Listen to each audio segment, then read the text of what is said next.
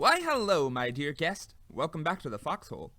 Hopefully Jack Frost's toe nipping was kept at a minimum on the way over. I know you will fast approach us, and with it, Winter's foot fetish. You can let me know later if that joke landed. But yes, come in, come in. Zuma himself is actually going to be joining us for tonight's story later. And worry not, the topic's going to be as much of a surprise for you as it's going to be for him. But yes, come in, come in. We have hot and cold spirits alike, both alcoholic and otherwise. Now, rest assured, next episode's story is going to be seasonally appropriate and full of Yuletide such and such. But tonight, this story is going to be completely unlike any ghost story that we've ever discussed before. Because, dear guest, with this story, I don't believe it's real. Yes, my dear friend, for the first time in Foxxo Esoterica history, I am going to be playing the role of skeptic. But, dear guest, it isn't an uninteresting story. And in fact, upon researching it, I've learned a lot about how urban legends go about online, how ghost stories get twisted, and how the history of America's more western states passed. It's not Echo. I'm not doing Echo. What do I look like? Arches? Listen, Echo has done a lot to change my personality. If I bring it up every episode, it's because it's like a testament to the story's quality. But yes, tonight's story is going to invoke a few Echo vibes, in as much as it involves a small town in the US, and a weirdly large amount of varying paranormal activity. Witches, hanging ghosts, portals to hell itself. This cemetery in Kansas has it all. And unlike Echo, I don't believe in any of these stories whatsoever. And, well, at first I wanted to mock it, but it turns out that despite the muddy waters that make up its origin story, there is an interesting history to the infamous Stull Cemetery, after all. Which, incidentally, will be the topic for tonight's episode. Welcome to the Foxhole at Foxxo Esoterica. I promise I was sober when I wrote this. Welcome back to Foxxo Esoterica, the furry paranormal comedy podcast that insert punchline later. I'm your host, Foxxo Fox, the fox witch that insert juxtaposed punchline later. Oh yes, I'm doing that bit today for this episode, and I'm never allowed to do it ever again. Tonight's episode is going to be a return to Foxxo Esoterica form, and it's going to be using a guest-featuring, drink-imbibing format, as opposed to the solo one. Tonight's guest is going to be none other than, you know him, you love him, the one and only, probably the most featured guest on this podcast, again, my husband, Zuma the Puma. Yes, I'd be remiss if I didn't indulge in a guest episode at least once before the year is out, and conveniently, I live with the Puma now, so finding a guest will never be too tricky, no matter how last minute the guest hunt goes. Not to take him for granted, the Cougar's comments are quite creative and completely considerable. This is also going to be a bit of an experiment. I really like the idea of keeping the episodes under an hour, and Zuma's guest manner allows me to keep that timetable a bit. Not that the other guests aren't loved and appreciated. Rest assured, if a past episode approached 3 hours, let me not cast the first stone in regards to how getting drunk and rambling can add to the time. No matter how many tangents my guests can get on, rest assured, there are twice as many in the notes. But, in the event that the episodes get too long, I'd like to experiment with perhaps splitting it in half somehow, and finding an appropriate and seamless way to do as such. Obviously, I'm writing this script well before I record this episode, so past Foxxo has no idea if this will be a two-part episode or not. Present Foxxo, however, has either titled this episode Stull Cemetery or Stull Cemetery, Part 1, so the present audience already has the answer to that riddle, I suppose. Future Foxxo is recording this now. Yeah, this is a one-part episode.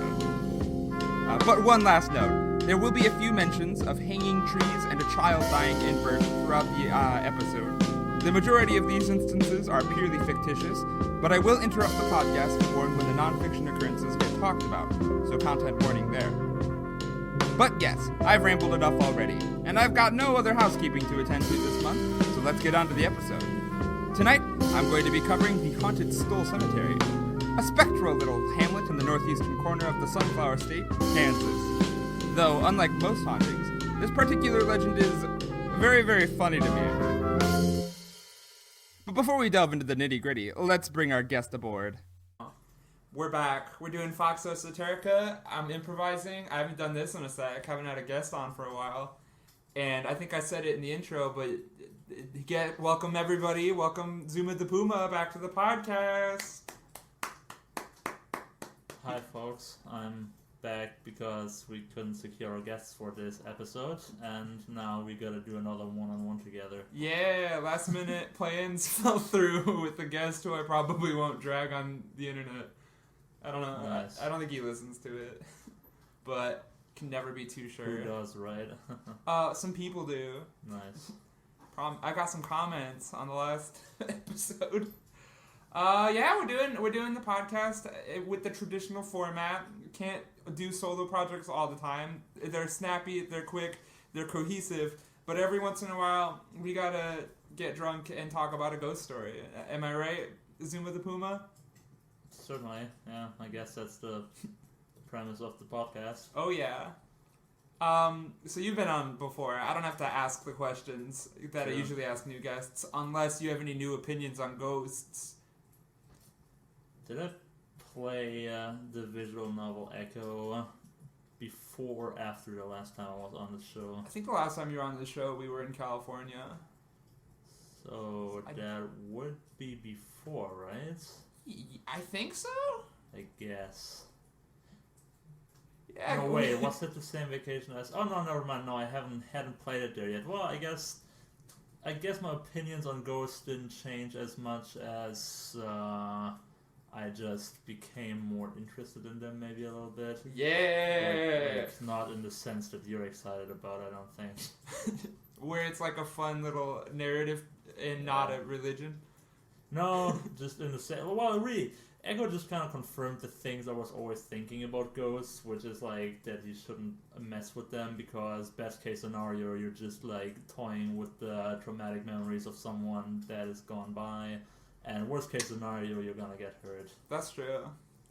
Okay, low-key, every time I try to cover a ghost story or something, I always want to make sure that there's like 30 years since somebody's died. I feel like if ghosts exist and they are immortal, they won't care about 30 years. No, I'm talking about like living people that remember the people that died. I guess that is like not what I meant though. I meant like assuming that ghosts are real. Aw, I wasn't assuming you'd assume ghosts are real. Well, that was kind of the premise of what I just said though. Yeah. Well, I'm glad. I'm glad Echo has turned you into a bit of a ghost enthusiast. Like a diet ghost enthusiast. Actually, I did make a change to the podcast with the questions since your last episode. Should have started this from the beginning, but Zuma the Puma, what are your pronouns? He, him. Cool. Had to think for a second because I had to grasp the language of it real quick. Oh yeah, you're all good. Well, yeah, cool. Welcome, Zuma. Let's jump right into the potion brewed. Tonight we're going to be drinking Schmetterlinge im Bauch, a Perlwein Morio Muscat. I'm excited for it. It's going to be dry, so, ooh, yeah, screw top. It could be good. I'm going to have a healthy amount for me, and Puma is not a wine enthusiast, so we're going to do a bit. You can drink my stuff if I don't like it, which I probably won't. So gotcha. For as much as you want. It's a little bubbly. Yeah, a little, like literally is bubbly. Yeah. I like using my little non-confrontational language. You know how it is. Let's toast it. Are you sure? It's gonna clank pretty lovely, isn't it? Yeah, and I can edit the audio. There we go. That smells weird.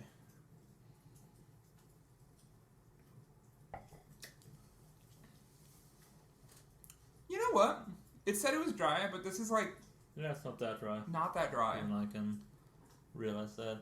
Not knowing much about wine, but yeah, it doesn't taste that dry. For sure. It's got a cool little citrus vibe to it. I can taste the grape. Sometimes wine doesn't do that. That's fun.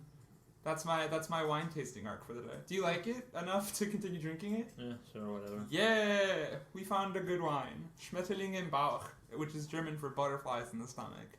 Yes, which I get every time I look at you. German version of airplanes in your belly. What? What is it? What do you call it in English? Butterflies in your stomach. Really? That's the phrase.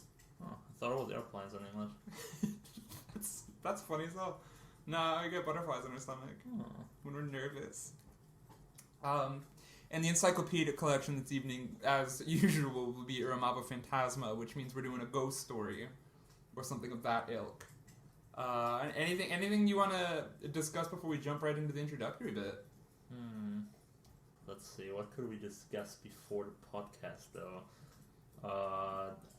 Is this your first podcast in Germany? No, I mean, like, the first one where I have a guest, but... Since you've returned, I mean. Yeah. I think I've explained the entire immigration situation up to this point in the introduction to the other episodes. I don't think anything new's happened since the last episode. Fair enough. Residency, got it. In the bag. Pretty solid, yeah. Important step. We did it. Oh, this one's one for the fucking outtakes.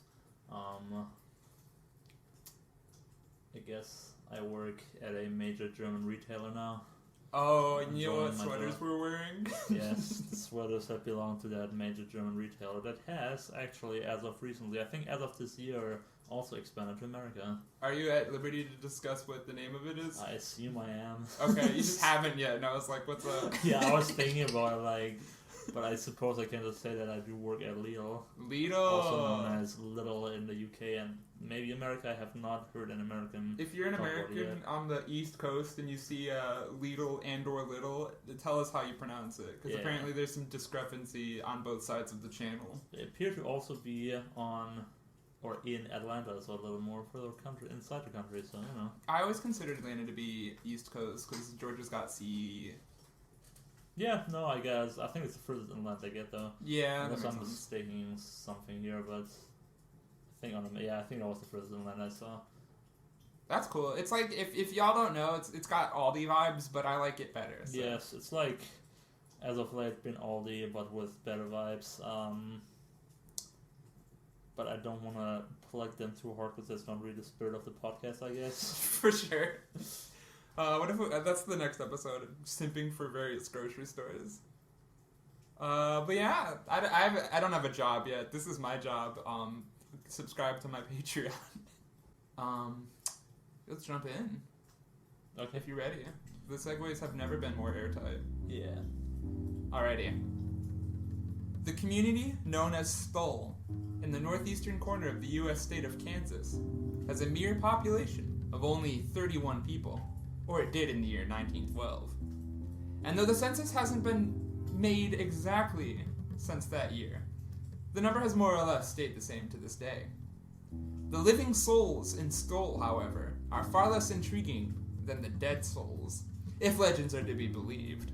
And indeed, at the head of the T intersection of Stull Road and East 250th Road is a cemetery known simply as Stull Cemetery. Call it Skull Road? Wait, Stull. Stull. It is Stull Road then. Okay. Yeah, S-T-U-L-L. Is that what the town is named after then? Like Yeah. the road, or is the road? The road is named after the town. Ah, fair enough. We'll get into the history in a second, but it's Stull, with a weird word. That's fine. But yes, Stull Cemetery. Though as time went on, it would be bequeathed far more colorful titles. Nowadays, those online refer to Stull Cemetery as one of the 7 gateways to hell, and claim that the graveyard is visited by Satan himself, each year on the spring equinox and Halloween. A witch is also said to be buried in the property, a witch who made love to the devil and gave birth to a son who is also sometimes a werewolf. Many coven meets and black masses are alleged to occur on the property, namely in the once hollowed walls of a burnt-down church, and a mysterious stone staircase leads to a quote-unquote grave and drives those who tread on it to dizziness and madness before they take more than a few steps. Perhaps a blessing, considering the fact that the stairs lead to hell itself. Many witches were claimed to be hung on a tree in a cemetery. And in the 1990s, Pope John Paul II demanded that his flight take a detour en route to Colorado, wanting to avoid flying over such unholy ground at all costs, according to legend, that is. These legends are merely the tip of the iceberg when it comes to the supernatural soup that is Stull Cemetery. Do you believe them? Do you think that any of these stories can be backed up by a newspaper or obituary or a census report or common sense? I know. I'm Foxxo Fox, and I'm the one that believes in ghosts and stuff. But tonight, I'd like to cover one ghost story that I do not believe in, even a little bit. Getting progressively louder. Yeah, I know. I'm in the monologuing mode. But yes, this is a borderline funny amount of wild facts that people have attributed to this random-ass cemetery. And as far as I've researched, it's all just hastily written urban legend articles online that constitute like, oh, you're lighting a candle.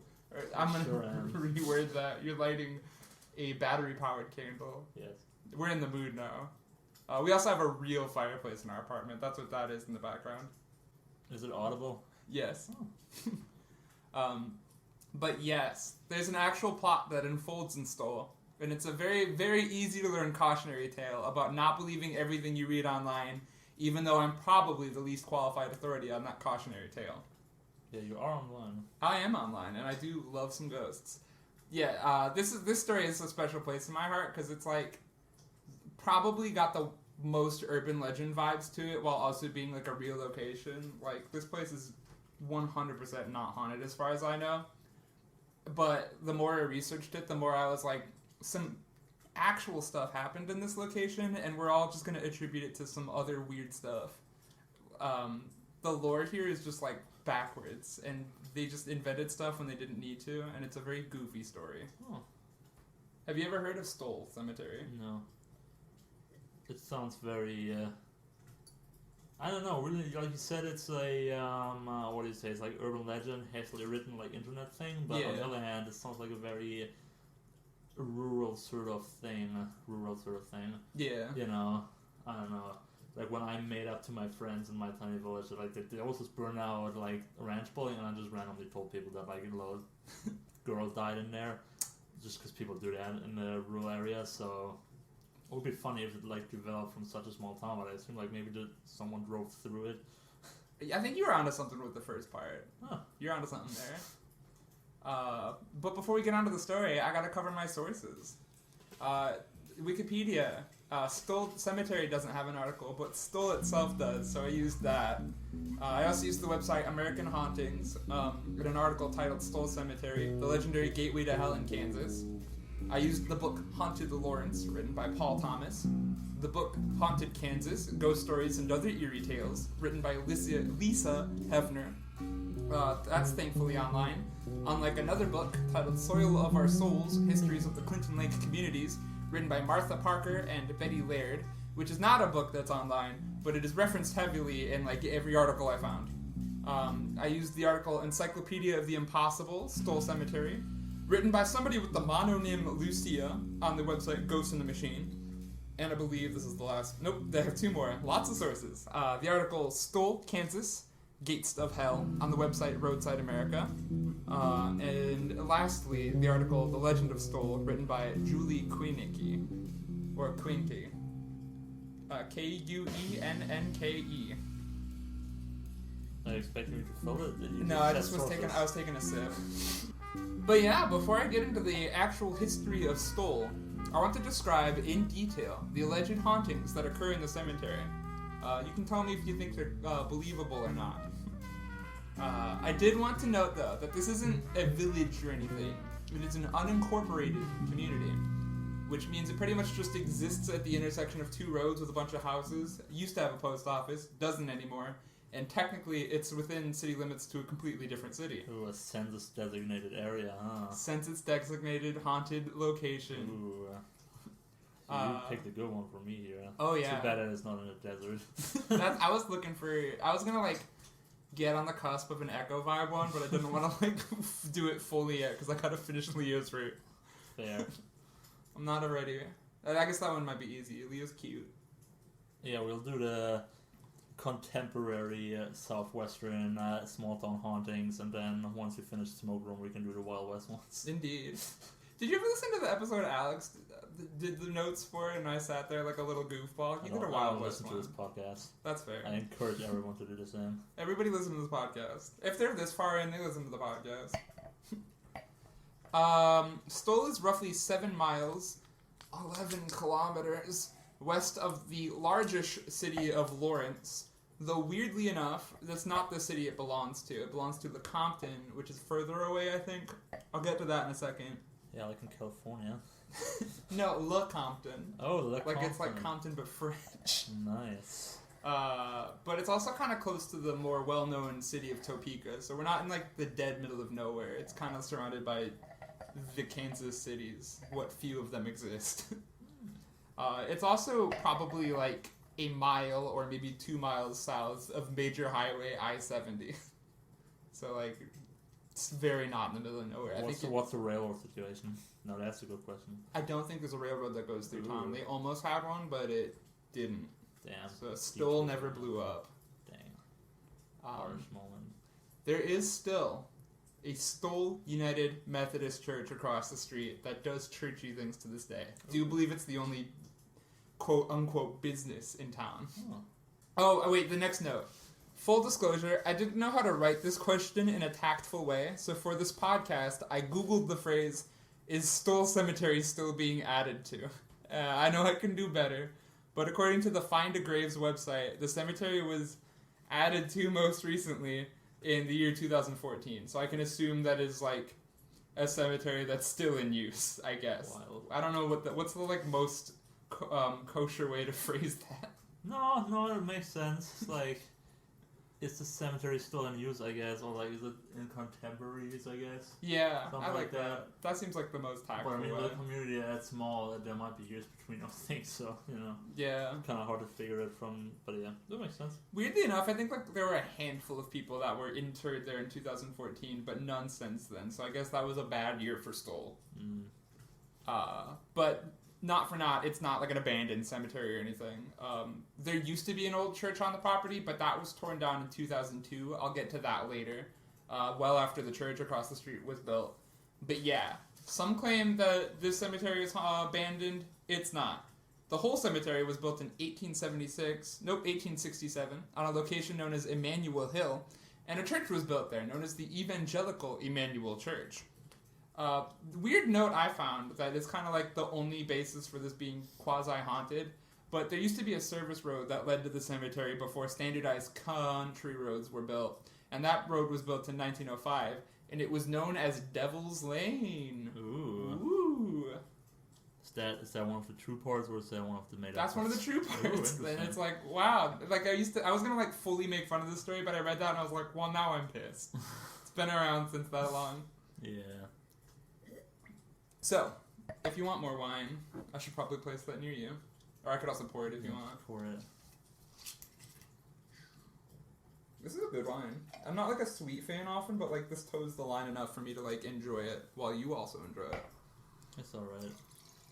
I don't like wine, and I specifically don't like sparkling wine, so just being like tolerable is pretty solid for me. It means we're gonna remember it, because like this will be an irrepeatable moment. Well, I mean, the thing, I think there were like 5 bottles of those in the store that were almost expired, so I don't think they're gonna bring it back. I can't believe this one didn't sell. Like, it's nice. It's wine, like, you know, my store is not exactly in a wine community, as it were. It's more in a, well, you say I that. actually have like, well, you know, I have a couple of, what do you call them in America? Like recurring customers, because in German we call them Stammkunde.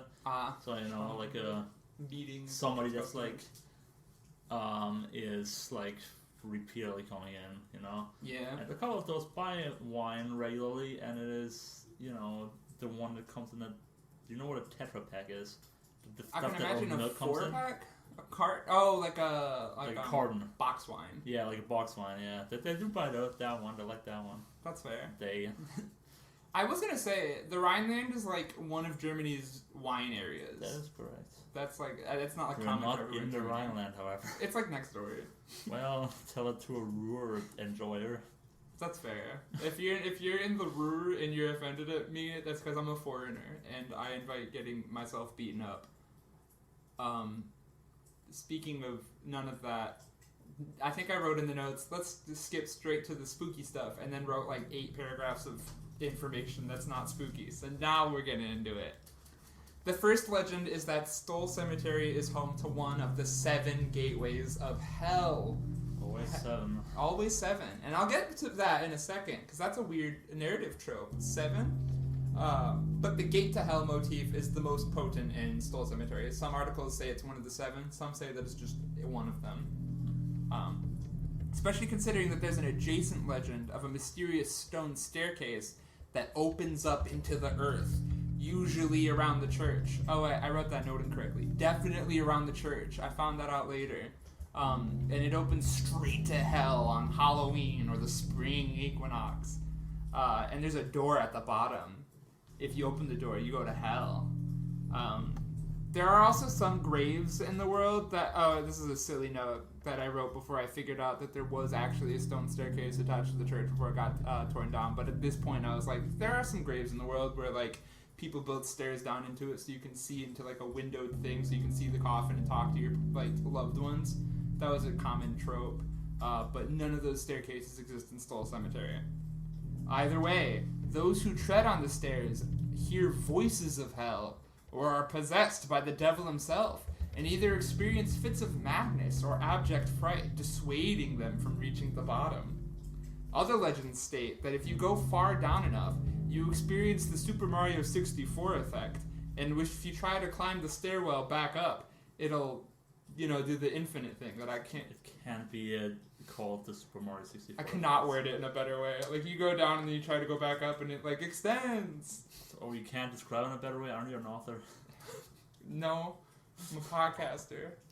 It's the Super Mario 64 effect, though. You know what I'm talking about. I know what you're talking about. It's just, like, doesn't have quite the gravitas of the fucking gate to hell.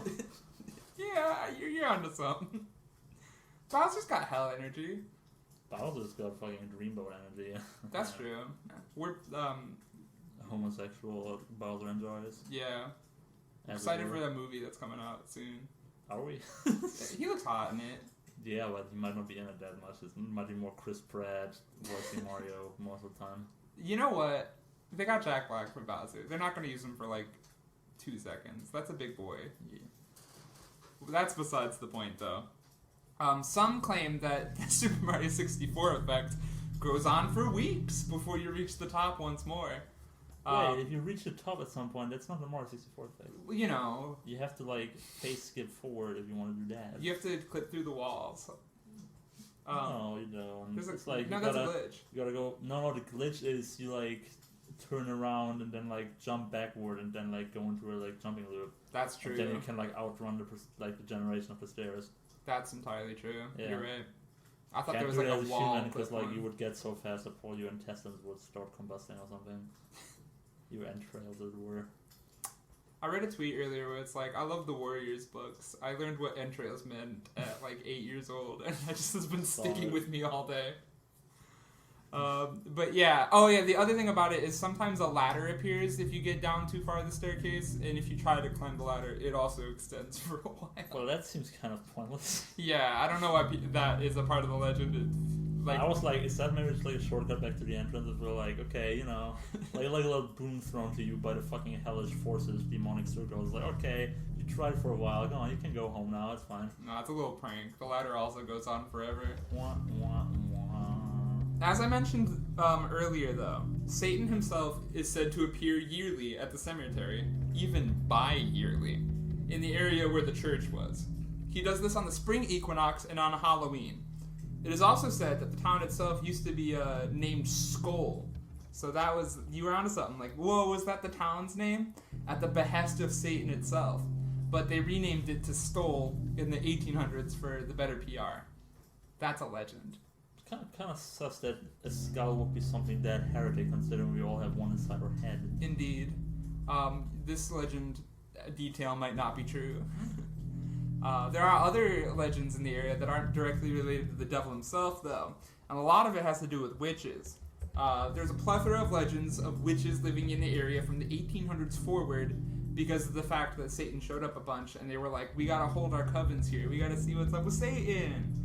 Sometimes the ghosts of witches can be seen levitating above hapless cemetery visitors, and sometimes they chase them out of the graveyard itself. Did they ever catch one? No. Mm-hmm. Interesting. Not yet. As I mentioned in the intro, one such witch ended up hooking up with the devil, actually. Oh, hell yeah. And the two of them made a child. But being the son of a witch and the devil kind of makes it so that you're maybe not the most normal child in the world. So some legends say that he was born to a frail and non-biologically compatible body and died a few days later. Oh, that fucking sucks. Yeah. He was buried in the cemetery along with his mother, who probably didn't die in childbirth, so they did not fact-check that legend. Timelines are off. Well, you gotta discredit that one then. Yeah. But the boy is sometimes witnessed as a ghost. This little boy child ghost. And even sometimes more, he's witnessed as a small little werewolf. Okay, I was literally just gonna point out, like, it's fucking small boy ghost, and that isn't biologically incompatible. That's what a small boy is. Yeah, no, sometimes he's just a werewolf. Nice. I wrote in the notes, scratch that one off your Foxxo Esoterica bingo cards. Because I always just end up bringing werewolves in this podcast. Didn't intend for it this time. That was accidental. This is a little note where I'm devil's advocate, no pun intended. Because centuries 17 through 19 are usually anti-witch, the witches in Kansas didn't get free reign of the place.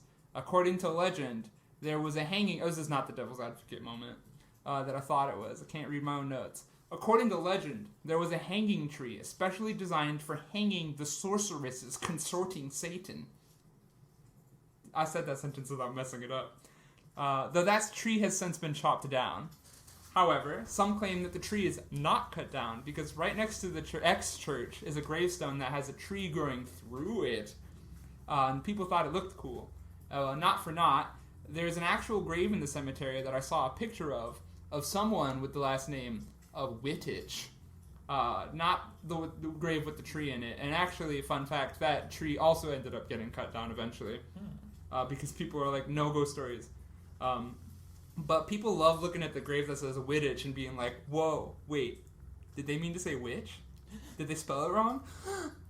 That gets brought up like every article. Wait, how was Wittich pronounced? W-I... Wittich spelled. I gotcha. W-I-T-T-I-C-H.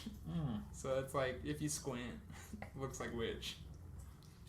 So, I mean, the real question here is the Wittich part, is the Tej part just like above it with like a little arrow pointing into the hole there? Nah, it's just Wittich. So no excuses for you ghost believers this episode. It is according to legend, however. Don't sit like that. Okay. It's a podcast, and nobody knows how I was sitting. No, I know. Zuma knows, and none of you know. The witch is allegedly visited by Satan during the equinox because that's when they got together, and Satan misses her. So that's what that legend is. There is another particular legend that involves two anonymous men exploring the cemetery one night, not a euphemism, when the church was still standing. They report a slew of odd supernatural events, such as their car mysteriously getting moved to the other side of the country road. That happened in Echo. Well, no, it didn't, I think. Wait, on the, to the other side and going in the just other like direction? the car teleporting without them noticing. Well, I guess. That principle. Sorry, I'm on my Echo vibe. The car faced the other direction, though, when they investigated the church. Fair enough. Inside the church, the men reported unusually strong winds blowing in the inside of the building, even showcasing enough strength to knock one man to the floor and holding him there for a bit. Damn. Garuda moment. Yeah. What'd you say? Garuda moment. Oh, yeah. Fancy. I thought you said Gerudo, like the dudes from Legend of Zelda. I thought I said Kuriro, like the dude from Yu-Gi-Oh! I thought you said Cerebro, like the thing that, not Magneto, Professor X uses. Cerebro? Really? That's what it's called? I don't know for sure. Could be wrong. Okay. The church even has a reputation for not having any rain fall inside of it. Even though Doesn't have a roof. The roof was knocked off in 1996. Damn. Ooh, you tried. Because it was old in an abandoned building. Another legend states that glass bottles can't be broken in the halls of the church if you draw a pentagram on them. So, y'all can try that one if you want. In addition, there exists a legend that a begrudged stable hand stabbed the mayor to death in 1850s. Vaguely. Do you know what he was begrudged about? No. And also, Stull never had a mayor. Ever. So this one might not be real. Or like a U.S. Army major that retired in the town. You know what? Interesting you bring up the military in Stull in the 1850s, because that'll be important later. Wow. Keep that brewing. I already advanced the fucking case of Stull by 5 years with just that offhand comment. Yeah.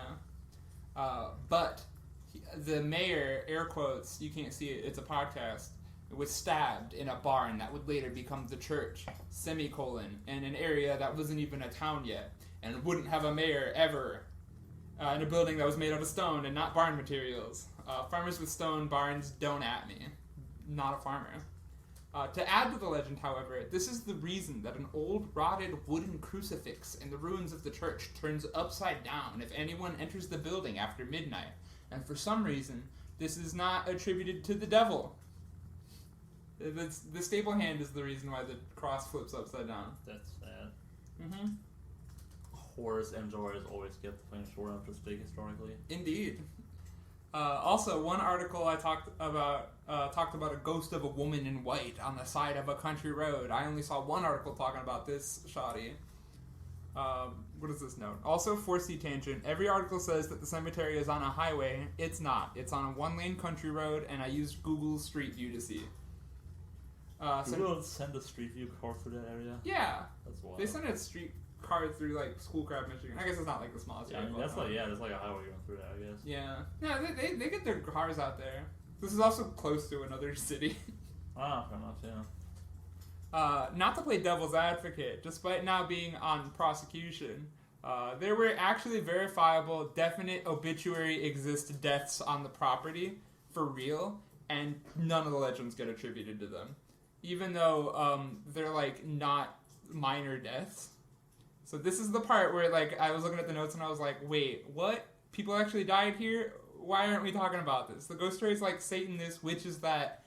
What happened? So future Forseti is going to come in because, content warning, a child dies in a horrifying way, and also a suicide occurs. So if you want to skip that, for future Forseti is going to do this better than I'm currently doing it with editing. Future Forseti here. If you'd like to skip that subject matter, then skip ahead to 3840. Thank you very much. But the first death is verifiable on Find a Grave, and it involves the death of 3-year-old Oliver Bonmeyer, who accidentally passed away when wandering into a field that was being controlled burned in 1908. And the second death was of an anonymous person that was kept anonymous by the family members, and so the names and year aren't available, but it happened in the early 20th century when a Kansas family noticed that a family member had disappeared, only to discover that he had hung himself in the cemetery. And I guess the devil's advocacy goes further because maybe these actual events are the progenitors of, like, the hanging witches and the child ghost that got, like, changed over time. But for some reason, this child is now a little werewolf devil child, and the hanging is attributed to the witches. So, like, I don't know why people just didn't take the original things that happened and were like, here's the ghost. But that's some things that actually happened for real. Thoughts before I continue the next section? Not really. Kids are such easy thing for fucking ghost stories always. Yeah. Boring. Future Forseti, take it away. Thank you very much, past Forseti. We are now finished with that topic. Back to the show. But now, are you ready for the history of Stull itself? Oh, definitely. Bada boom. I named this section Echo Vibes because it's a small town history, and we love Echo. So, here's the Cliff's Notes version for the Douglas County area as a whole, because Stull itself doesn't really pop up until 1857. The Shawnee and/or Kansa tribes are said to have lived in the area, both definitely, like, in the county, but none of them really made Stull a thing, kind of like how some, like, towns are based off their, like, a tribe's place they lived. Stull's not one of those things. We are in the Great Plains, though, so people tend to move around if they don't live in a large settlement, because there's, like, a nomadic thing going on here. And, like, there are definitely a few 1,000-plus people settlements within an 100-mile radius. Nothing in this area. When Europeans came, France laid claim to the territory for 2 centuries, but secretly gave up Kansas to Spain after the French and Indian War, and then sold it all to America anyway during the Louisiana Purchase of 1803. Americans tried really, really hard to pillage and then go to war, but also negotiate to take land from the indigenous people, And in 1854, the Kansas-Nebraska Act was signed, codifying these two states as territories. Skipping broad strokes, but that's like U.S. history. And now, in the decade before the Civil War broke out, the entire U.S. was really, really nervous about adding any new states, because if they became anti-slavery, the South would get grumpy, and if they decided to be pro-slavery, they'd be pro-slavery. In 1820, the U.S. government wrote the Missouri Compromise, which stated that Missouri would have slaves, Maine would not, we'd have one for each side, and that any state that came into the U.S. would decide their slave-having status based on a latitude line, which is like, I think where, like, Missouri is the exception, it's the only one that's above the line, but the line below Missouri, they drew that and they're like, anything below that is a slave state, anything above is not a slave state. However, this was not a well-thought-out permanent solution even a little bit. Kansas was below this line, and Nebraska was above this line. And so they both were, like, kind of vying to be states, but if Kansas became a state, it would, like, automatically be, Kansas was above the line also, because it's next to Missouri. Don't know how to write notes. But if Kansas and Nebraska both got into the, like, statehood, that'd be two non-slave states. And so the South was kind of grumpy about that. And the government decided to add another compromise where they instead used popular sovereignty, when the people of the state would decide if they liked slavery or not. Everybody assumed that Nebraska would be anti-slavery and that Kansas would be pro-slavery because it was next door to Missouri and south enough, and that balance would retain.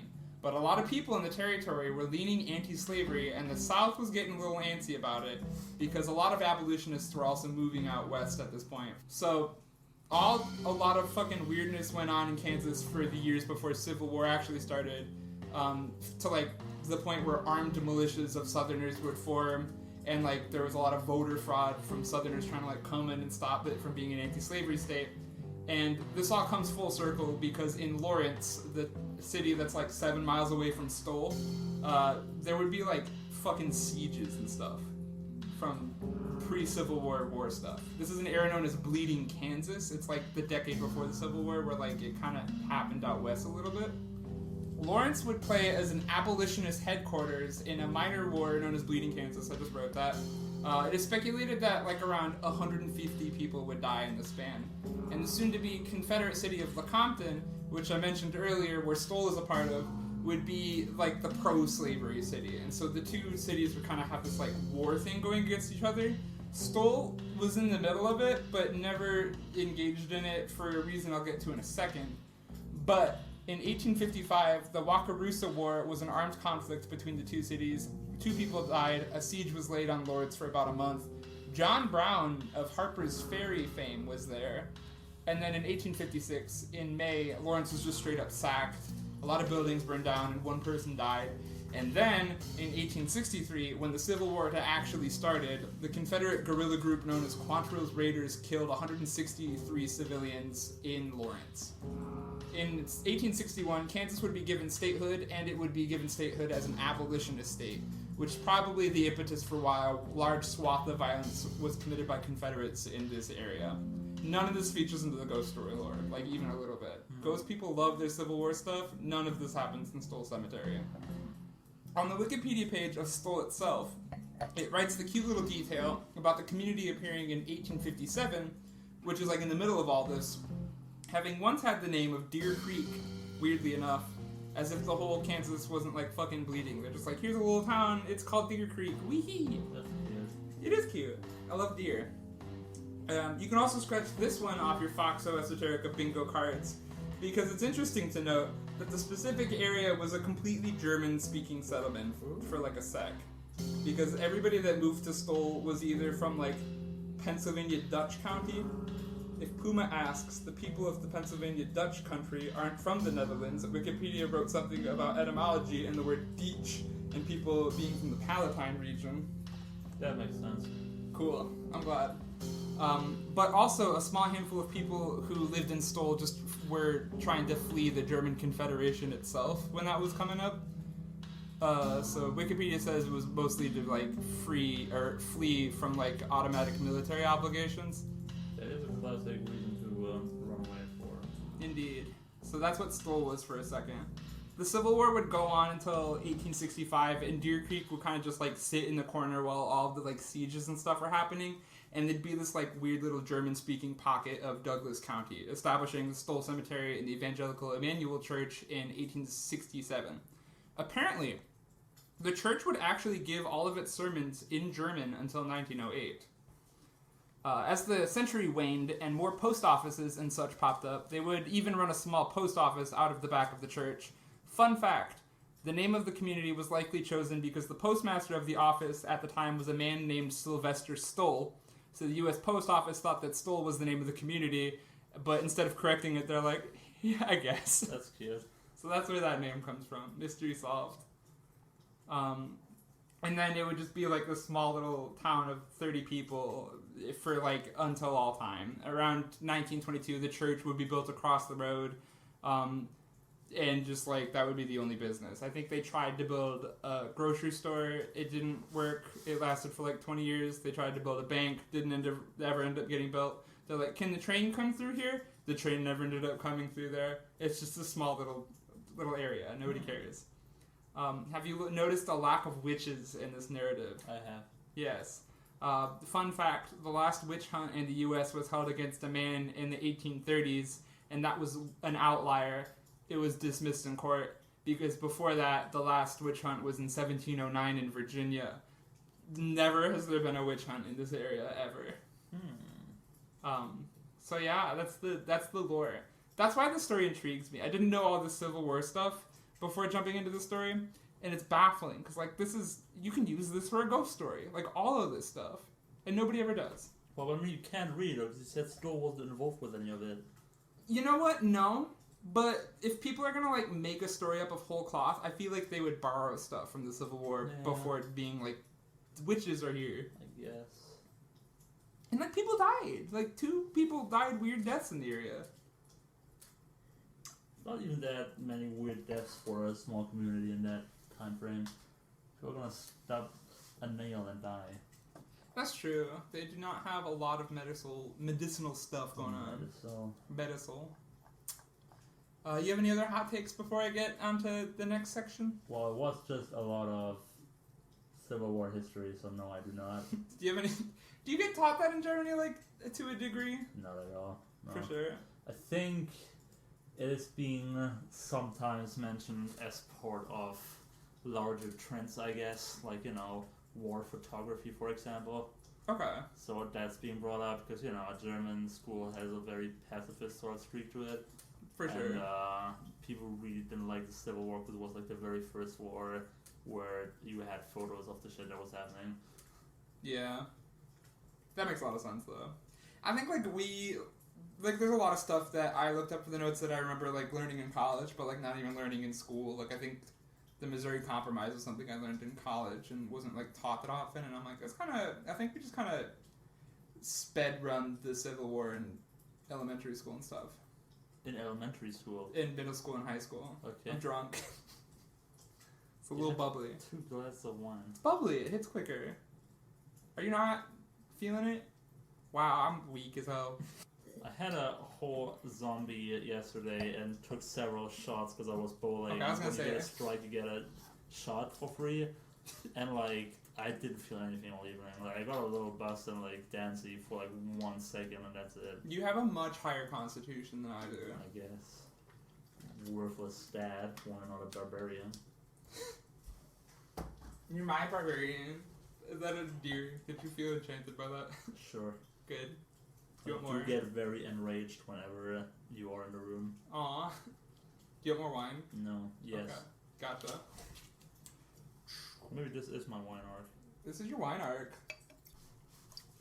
I did open up like another one that we ended up getting that had a silly little circular bottle. I like that one a lot, but it's not similar to this. I don't know if you'd like it.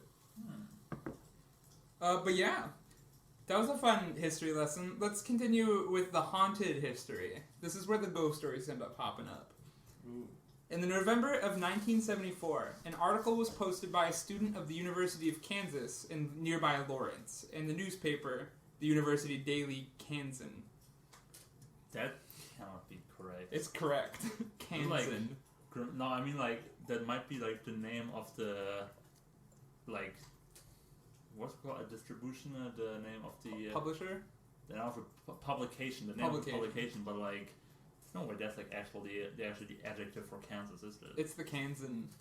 It's not a good look for the state, I will say.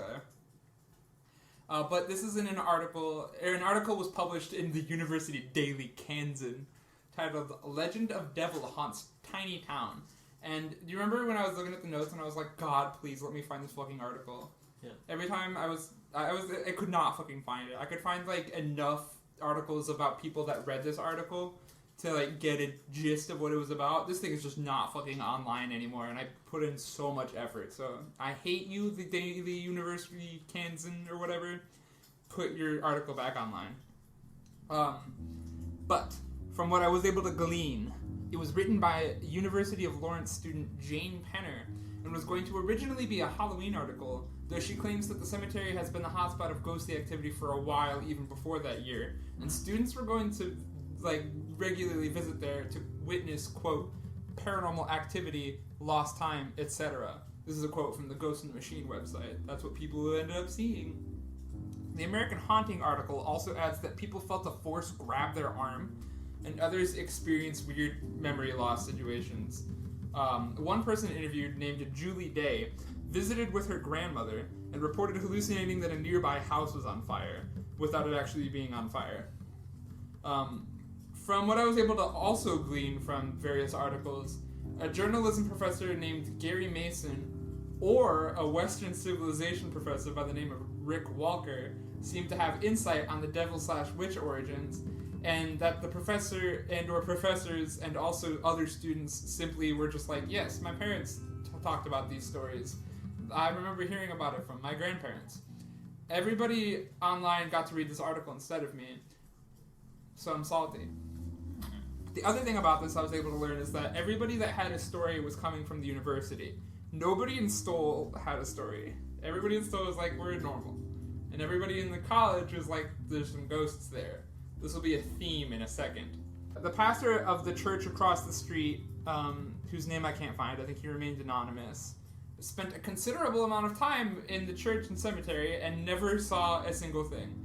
And though some people thought that the stories were silly and goofy, they soon stopped thinking that because what was once a small-town story circulated among a few students, hard sentence to say, what was once a small-town story circulated among a few students grew into a story that the whole university got really excited about, and everybody decided to turn Stull Cemetery into like a party destination.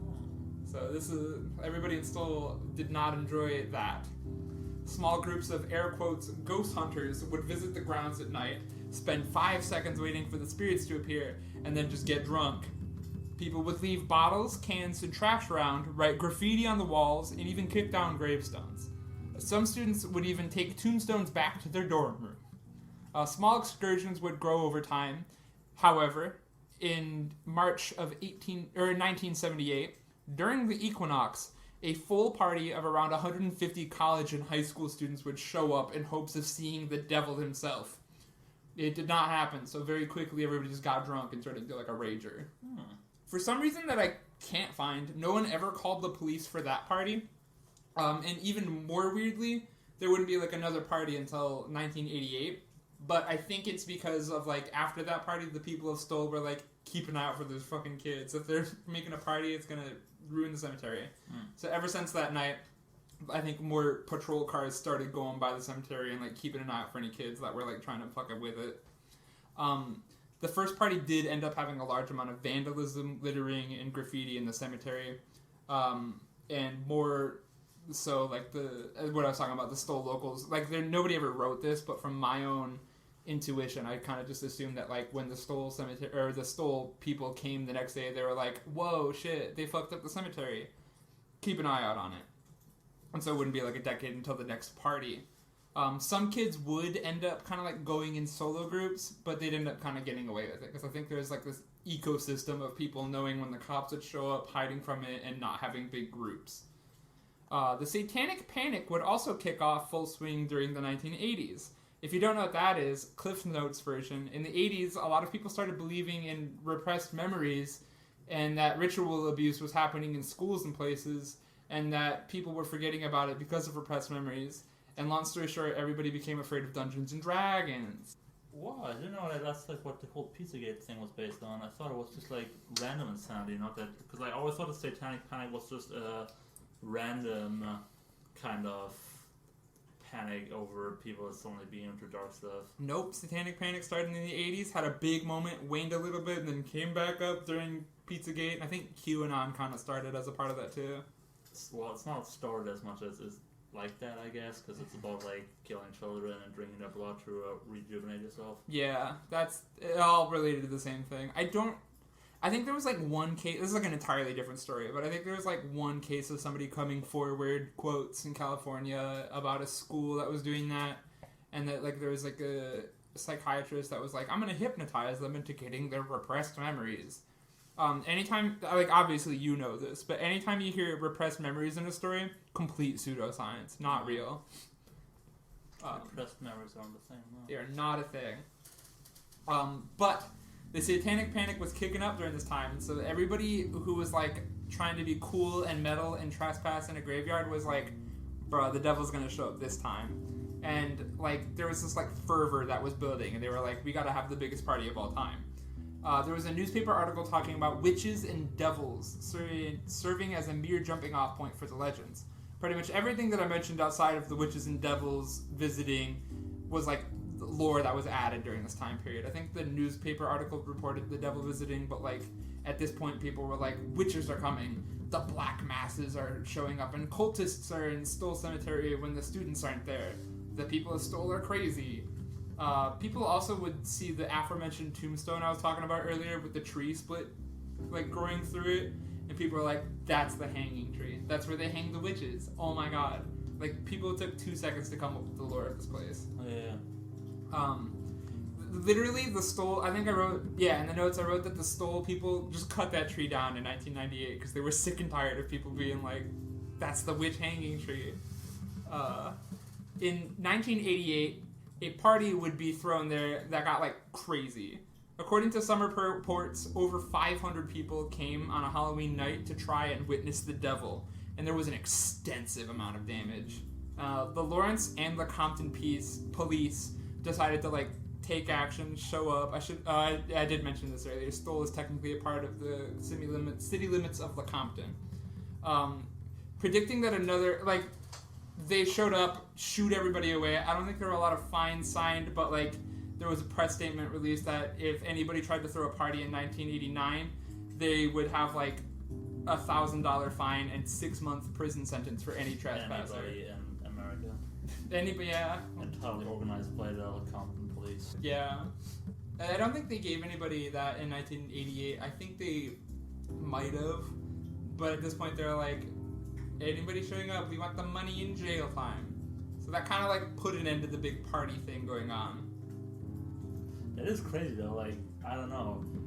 I didn't, like with the urban legends, I usually think they come from a place of just being made up somewhere on the internet or, you know, back in that day and age, I guess, in random newspaper articles, and I don't know, how did people interact back then, like putting announces into the fucking newspaper? I think, people just read the newspaper back in the day. Yeah, they read the newspaper and some random people would like write in, I was looking for people to talk about insane things with, and that's kind of where it would be coming from, but like, these massive parties happening there is kind of very funny to me. Yeah, that was something I didn't know about the surreal, story. Bizarre, yeah. I think that's why it's such an urban legend nowadays. Like, when this sort of thing happens in a small town cemetery, it's a local legend. I think I did a podcast episode of years ago where me and Alex and Megan went out to like the Michigan Hell's Bridge, and that's like a very localized thing, but nobody ever had crazy parties there, so it doesn't get expounded on the internet as much as Stull Cemetery does. Yeah, because it was a big party scene.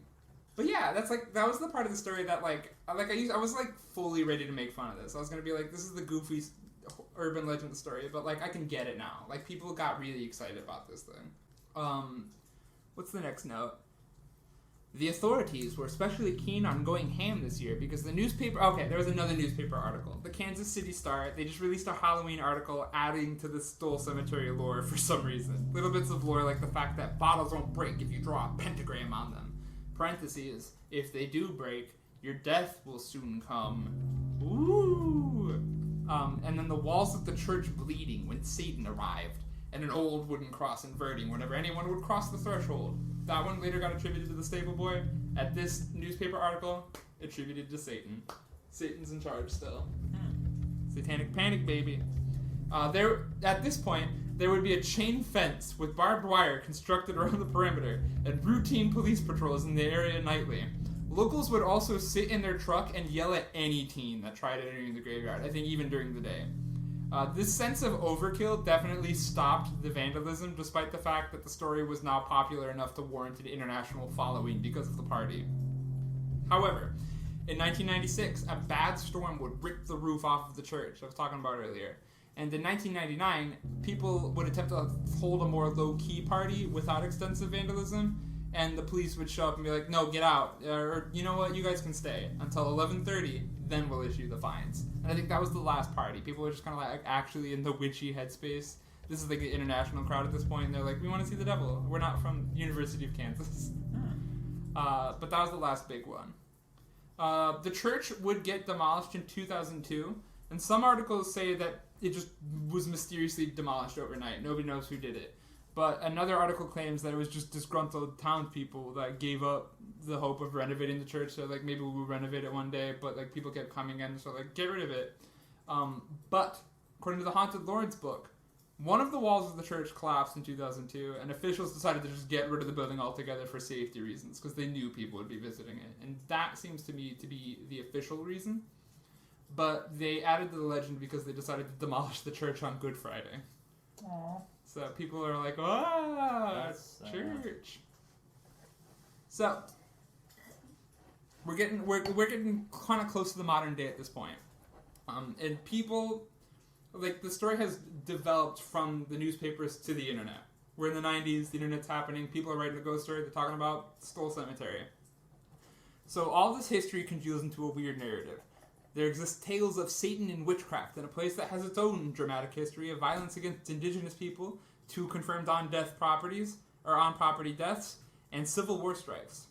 We also have a rich tapestry of hauntings coming from 2 newspaper articles that people kind of just made up the information for. We have a place with omens and mystery, despite a large amount of people showing up on Halloweens and witnessing nothing. We have vandalism and police reports, and active measures to keep people out of the cemetery, and even despite that, Stull Cemetery is regarded as one of the most haunted places in the world to this day. And people still write about and visit the cemetery. Celebrity Ark, apparently in 1992, in an interview that Kurt Cobain of Nirvana made with Jim Crotty and Michael Lane, a tag team of travel writers, he said, quote, "We went out there one night. I swear to God, there was some scary stuff going on. I just remember walking back toward brackets the church, and it seemed to be getting further and further away." This is Forseti moment. Super Mario 64 stairs effect. It was really pitch black, and we felt this weird presence, this weird evil presence. We kind of just ran back to the van. There was also that aforementioned story I talked about, the Pope wanting to not fly over Kansas. That was fake. Never happened. I think somebody just made that up for an internet article. Couldn't find the origins of that. The Pope never did that. Here's a fun fact. There was this band called Urge Overkill, and they would release an EP titled Stull, based on the cemetery. And I was looking at it and I was like, oh, this is a heavy metal band. But it's not. It's a rock band, and they did the song Girl, You'll Be a Woman Soon, which appeared in Pulp Fiction. That's the one where it's like, girl, you'll be a woman soon. That's on an EP titled Stull. So I was like, what the fuck? I know that song. That's crazy to me. Absolutely great. I don't listen to Nirvana though. This is not Nirvana. This is Urge Overkill. I also don't listen to either Urge Overkill or Nirvana. I just know Pulp Fiction. Another fun fact. Apparently, Stull Cemetery is way more involved with the TV show Supernatural than I thought. And I'm so sorry to admit this, but back in the day, I watched that show. We watched like an episode of it. Yeah, it wasn't bad, I guess, but like I think like it ended up in a bad place. But, and I totally missed this when I watched the show. Apparently, the leading characters, Sam and Dean Winchester, are born in next-door Lawrence, Kansas. They're just from there. And spoilers for the Supernatural crowd for Season 5, just skip forward 20 seconds. In the season 5 finale, where they fight Satan, it actually takes place in Stull Cemetery. So that was cute. I didn't know that at the time. And show writer Eric Kripke of Boys. That's why I was like, I saw his name in The Boys. We're watching The Boys now. I saw his name on The Boys, and I was like, holy shit, no, not the supernatural guy. He went on record to confirm that he wrote the details 100% because he believes in the Stull Cemetery stories. He's like, those are fun. I'll put that in Supernatural. Last celebrity, Ariana Grande, would discuss her attempts to visit the cemetery in an interview in 2013 with the magazine Complex. En route to the graveyard, Grande discussed feeling an evil energy, smelling sulfur, and seeing a fly in the van. Not wanting to press further, she got afraid. The pop star rolled down the window and said out loud, "We apologize. We didn't mean to disturb your peace." But then, she also took a picture of the cemetery. But then when she looked at the picture, she claims to see weird pictures of faces in the cemetery, and panicked and went to delete it. But she didn't delete it before she noticed that the file was 666 megabytes large. Damn. Whoa. Ariana Grande moment. Did she take a photo with her phone? She did. That's like a lot of megabytes for a... Because a ghost made it happen. Well, you could have done 666 kilobytes or something, or like 6.66 megabytes with like a 4K camera. Nah, the ghost taking up space. That's kind of odd. Imagine she didn't have enough space on it. And She's like, it's like capped out at 463, like, huh, what does this mean? So those are the celebrity moments, but people in Stull Like, do not... 73 of them. All 73. I think there's way less than that. They have gone on record to say there's fucking nothing here. I'm on a website, I think it was the Roadside America website, that collected quotes from Kansan citizens. Imagine your town just gets decided to by, amateur ghost enthusiasts to be the fucking party town. Yeah. So at least in like these like Swiss and Austrian cities that are like called fucking or whatever, at least they kind of have a reason to be congregated on, but like when the ghost crowd decides that your place is haunted, you are just fucked and you can't do anything against it. Yeah, and it's completely arbitrary for it's no reason. It's arbitrary and it just sticks because like ghost hauntings don't go away. Yeah. Like you can change the town name from fucking to like Fallersdorf, but you can't make a ghost go away. Yeah, especially when it gets like discirculated. I think this is probably, as far as I can find, the only circulated of an Forseti Fox does not believe this story getting as big as it is. It's crazy. Here's some quotes from people that live there. Annie C. writes, this is a big quote. "I visit Stull about once a day. I attend the Stull United Methodist Church across the street from the old Stull UMC, which is supposed to be the site of a hell gate." Ah! Did I hit? Yeah. Good. I'm gonna keep it in the podcast. Puma kicked me in the fucking balls. That's what that knows. You kind of presented yourself, and also you were doing the weird sitting thing again. I'm a homosexual. I sit weirdly. No, that's like lesbians, I think. No, homosexual men do not know how to sit in chairs. No, I think that's lesbians now. You know what? I imagine lesbians are also not quite apt at sitting in chairs. I think it's like a homosexual thing across the board. Gay men like drink wine. Like they're gonna know how to sit somewhere. You gotta look at some homosexual sitting memes. I know, and these are just lesbians. It's men. Everybody has made fun of me. Actually, I already mentioned maybe, yeah, it's possible. I was in the middle of a quote, so now I gotta fucking find my spot. Annie C. Presumably Cockburn.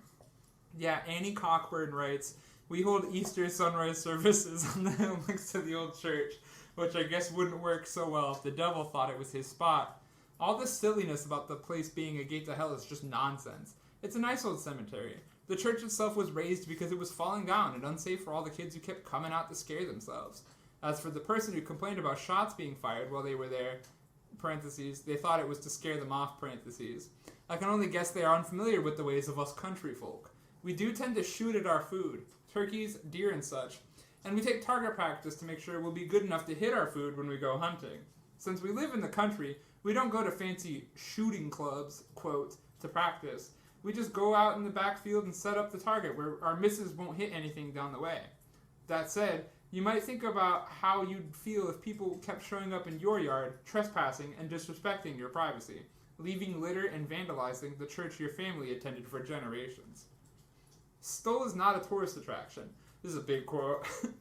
It is a town where people live. The graves people trample so rudely in the cemetery belong to the ancestors of people who still live in Stull. People get a bit tired of being treated like a freak show. So visitors who are obviously gawking or behaving in a disrespectful way are likely to get some odd looks. If you'd like to visit, we'd love to have you. Sunday service at the United Methodist Church is at 11 a.m. I feel that, though. I think that's the moral of the story. Like, don't get suckered into ghost stories if, like, it's gonna make you do this sort of thing. Asshole. Yeah. Yeah. It's like I think there's a difference between, like, going to the abandoned factory in the woods where nobody lives as opposed to, like, this place. A 500-person party and a cemetery. Yeah. Yeah. I think people can agree with that. Yeah. But still, people go to this day.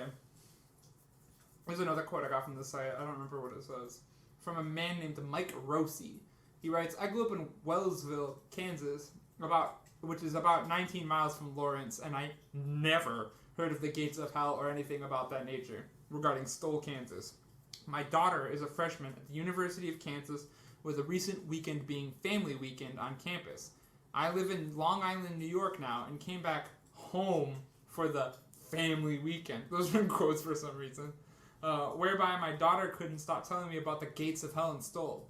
I was like, quote, what the hell are you talking about? Needless to say, we made 2 visits to the unearthly portal, one during the day and another late at night. I'm happy to report nothing happened, other than, quote, Dad, quote, was freaking out about trespassing in the middle of the night. Parentheses, that's what middle age does to you.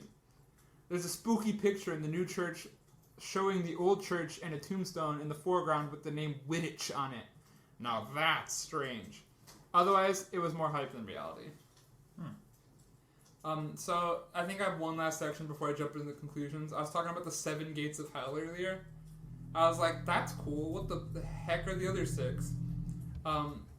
So when you type in 7 gates of hell into Google, you get completely different legends. The first one coming out of York County, Pennsylvania, where in a wooded area allegedly housed a mental institution, parentheses, it didn't, parentheses, and there are 7 gates on it that you need to pass, and then you go to hell. That's an entirely different story. And then the other one is in Collinsville in Illinois. They also have 7 gates to hell, all in their one town. These gates are one-way roads under railways, while the 7 in Pennsylvania are private property gates. But sometimes Google will show you a picture of a railway bridge, and I didn't look into it that much, so maybe some of them are railway bridges. All unrelated to Stull. There's also gates to hell at Hacienda Heights near Los Angeles, California. I don't think there are 7 of them. I just think there are just a couple. And then it got really popular with creepypasta, so that's why it's a quote.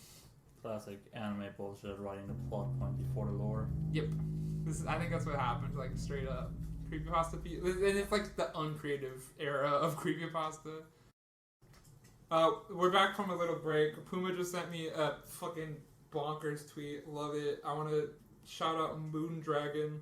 How do people who hate small talk plan on being in a sustained, meaningful relationship? What are you going to do? Hi, honey. I'm home. Do you think free will truly exists? It is pretty funny. I will give it that. I love it. I think we're talking about the 7 gates of hell. People thought it sounded cool. I think it literally was like in the notes. I wrote a big paragraph. I'm going to condense it. People thought it sounded cool, and they were like, Pennsylvania has some. Stull has hell. Whoa, sounds cool. People did not research it. So that's my take. That's why it's one of the 7 gates of hell. There aren't any others. Sometimes, though, if you Google 7 gates to hell in Google, it'll show you a picture of a volcano. So that was fun. Conclusions. I have a cool paragraph. I think it's a thesis. I'm going to feel like defunct land here. Oh boy. So with this episode, I thought I was going to just get into light, gentle mockery of Stull Cemetery, because it is a ghost story that I don't believe in at all, and I still don't think it's haunted. But it is interesting that there's like Stull lore and there's ghost story lore, and these things are entirely disconnected. And I'm still baffled that the story is as famous as it is, despite it just being mostly made up whole cloth.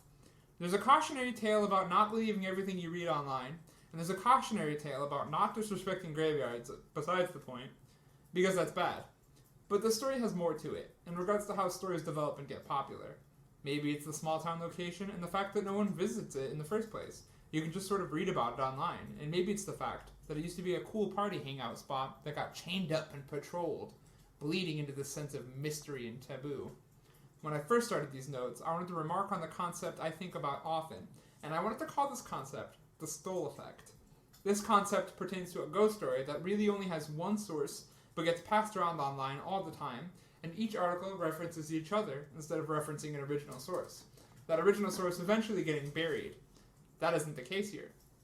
People looked up the history, people found out the original source, and people have a vast wealth of stories of hauntings in the cemetery, that I still don't believe in.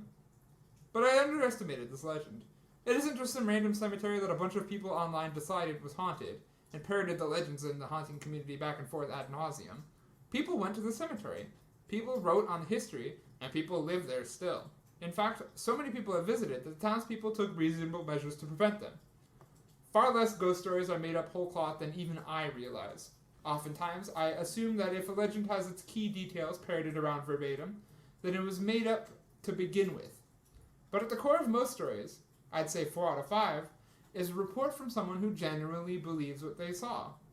It's rare that someone makes up a legend like this to pass it off as real, and it's even less likely to make a buck off of it. This is not a lucrative field. And though I don't believe that Stull Cemetery is haunted, I would like to concede and admit that there's more to the story than I originally believed. Period. Crazy. So that's all my notes. Do you have any, did you like that? Did you like that? Well, it's a pretty good story, I will say. I mean, like you say, there's obviously no real haunting going on there, but it's wild how much of a kind of event it became in the end. Yeah. With the people visiting to do the parties and such.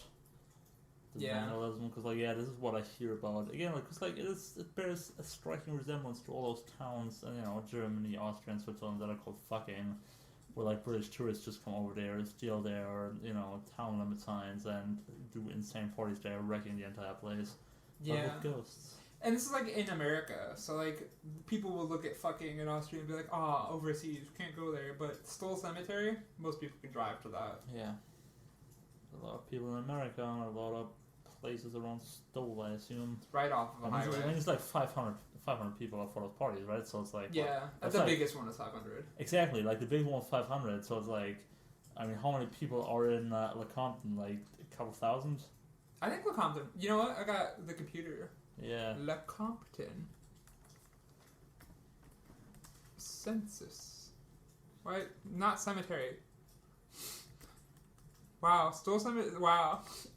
Stull Cemetery made autofill. Maybe it's because I've been Googling it so much. Wow. Okay, I'm a bitch. Lecompton has 592 people as of 2021. Thought it was a way larger city. I think it just had Civil War history. Oh. Wow, that's a small ass city. And that involves Stull. Cool. Yeah, you were right. I thought Lecompton was way larger than it is. I'm it's hard because I'm a big fan of a paranormal event. People getting excited about this sort of thing. But it's so easy to turn it into a party, and that's when I start. Obviously, I do a drunk podcast, but I'm not gonna do a drunk podcast without a bit of tongue-in-cheekness and be like, here's my silly little ghost story. If I'm actually serious about this sort of thing, I'm gonna go out and not drink wine. I'm trying to figure out a good thing to say about that in a conclusive way, but I said what I said, Yeah. It was a party destination. It's sad for the people that live there. And again, this is, just to draw a little arc back to what I said at the beginning, this is what I talk about when I talk about ghost hunters, because that's what it is for a lot of people. Yeah. A little thing that feeds their, Halloween trip for a little party, or for some people, it's gonna be the base of some edgy teenage garage band song. Yeah. But, if there were actually, ghosts of dead children in that town, we'd have, the remnants of a consciousness that has become basically just, a joke. Mm-hmm. So, it would be a very...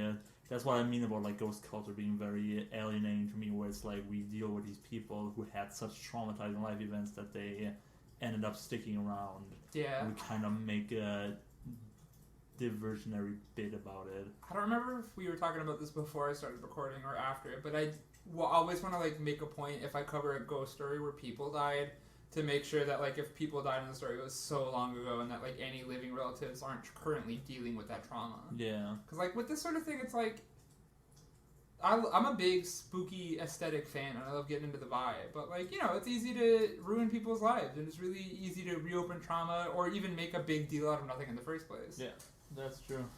In post, I now recognize that Zuma was talking about dead souls being traumatized, and I was talking about living people being traumatized. What a reversal of, like, skeptic and believer. But worry not, I know now that I've edited the episode what the Puma was talking about. Yeah. How do you end these episodes again? With the outro that I record in post. Oh, I understand. Yeah. Do you want to get to that right now? If you want to. I mean, this one doesn't have a section where you can be like, do you believe it or not? Because there's nothing to believe or not. Dude, and I'll say that. Every time I do a story, I'm the believer. Don't believe in Stull Cemetery. I don't. You shouldn't. If you go to Stull Cemetery and you listen to this podcast, I'll find you. I'll make a ghost. That's my takeaway. Nice. Yeah, it's the death threats. Well, that was a fun return to form, and an hour 20 is not a long episode at all, so I'm very satisfied with leaving it just one part.